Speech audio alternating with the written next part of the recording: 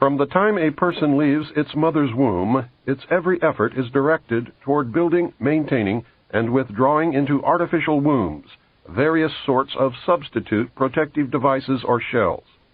The objective of these artificial wombs is to provide a stable environment for both stable and unstable activity, to provide a shelter for the evolutionary processes of growth and maturity, in effect, survival, to provide security for freedom, and to provide defensive protection for offensive activity. This is equally true of both the general public and the elite. However, there is a definite difference in the way each of these classes go about the solution of problems. The primary reason why the individual citizens of a country create a political structure is a subconscious wish or desire to perpetuate their own dependency relationship of childhood. Simply put, they want a human God to eliminate all risk from their life, pat them on the head, kiss their bruises, put a chicken on every dinner table, clothe their bodies, tuck them into bed at night, and tell them that everything will be all right when they wake up in the morning. This public demand is incredible, so the human God, the politician, meets incredibility with incredibility by promising the world and delivering nothing. So who is the bigger liar, the public or the Godfather? This public behavior is surrender born of fear, laziness, and expediency. It is the basis of the welfare state as a strategic weapon, useful against a disgusting public.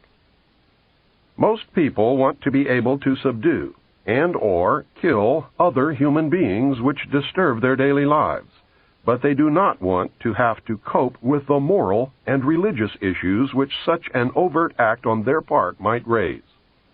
Therefore, they assign the dirty work to others, including their own children, so as to keep the blood off their own hands. They rave about the humane treatment of animals, and then sit down to a delicious hamburger from a whitewashed slaughterhouse down the street and out of sight. But even more hypocritical, they pay taxes to finance a professional association of hitmen, collectively called politicians, and then complain about corruption in government. Again, most people want to be free to do things, but they are afraid to fail. The fear of failure is manifested in irresponsibility, and especially in delegating those personal responsibilities to others where success is uncertain or carries possible or created liabilities which the person is not prepared to accept. They want authority, but they will not accept responsibility or liability, so they hire politicians to face reality for them. The people hire the politicians so that the people can, 1. Obtain security without managing it. 2. Obtain action without thinking about it. 3. Inflict theft, injury, and death upon others without having to contemplate either life or death. 4. Avoid responsibility for their own intentions. 5. Obtain the benefits of reality and science without exerting themselves in the discipline of facing or learning either of these things. They give the politicians the power to create and manage a war machine to, 1. Provide for the survival of the nation womb. 2. Prevent encroachment of anything upon the nation womb. 3. Destroy the enemy who threatens the nation womb. 4.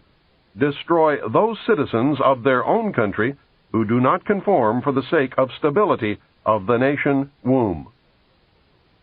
Politicians hold many quasi-military jobs, the lowest being the police, which are soldiers, the attorneys and the CPAs next, who are spies and saboteurs, and the judges who shout the orders and run the closed union military shop for whatever the market will bear. The generals are industrialists. The presidential level of commander-in-chief is shared by the international bankers. The people know that they have created this farce and financed it with their own taxes, but they would rather knuckle under than be the hypocrite.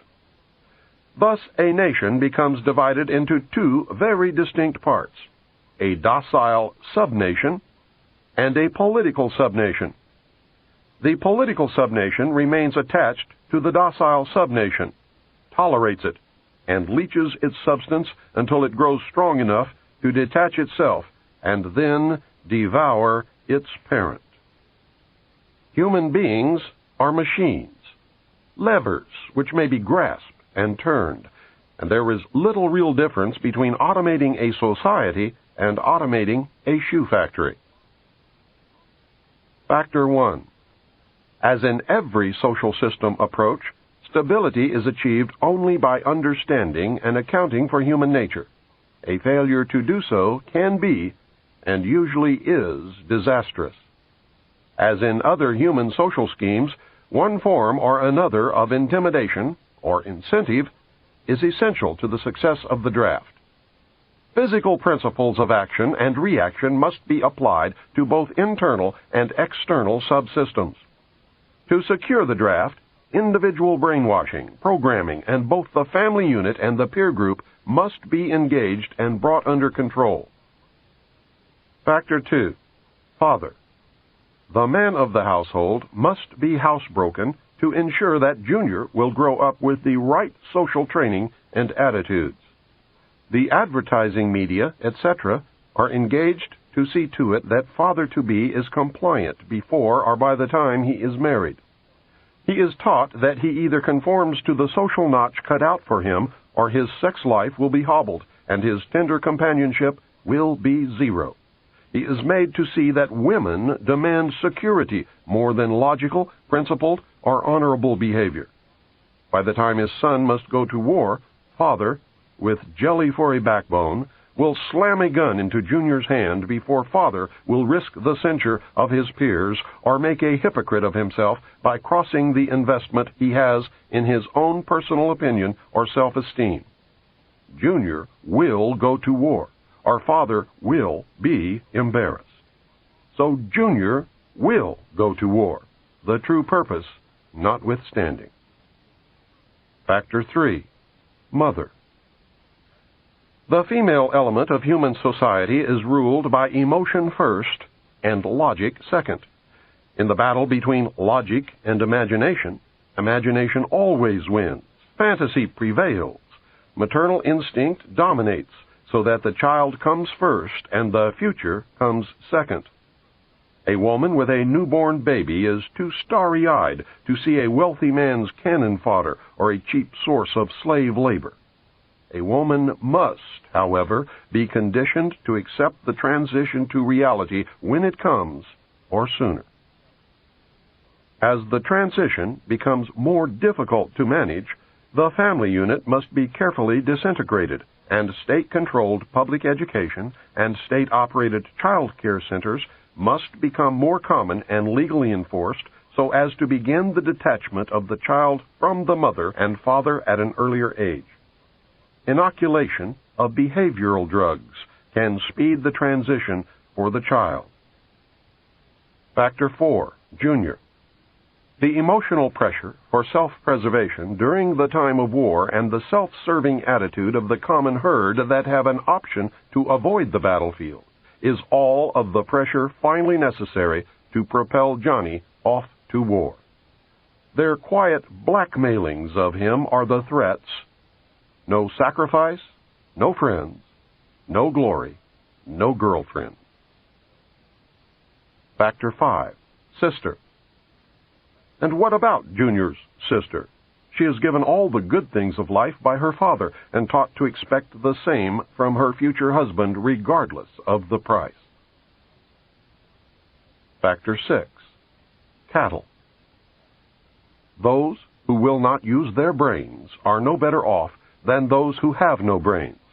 And so this mindless school of jellyfish, father, mother, son, and daughter, become useful beasts of burden or trainers of the same.